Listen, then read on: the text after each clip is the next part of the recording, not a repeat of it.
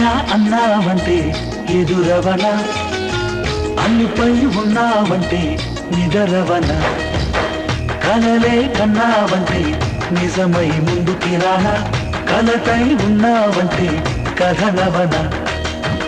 అమ్మలో ఉండే సగం అక్షరం నేనే, నాన్నలో రెండో సగం లక్షణం నేనే.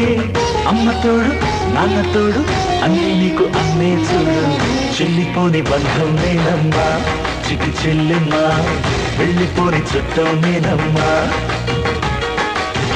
అన్నలోని ప్రాణం నువ్వమ్మా చిటి చెల్లెమ్మా, ప్రాణమైన చెల్లిస్తానమ్మా.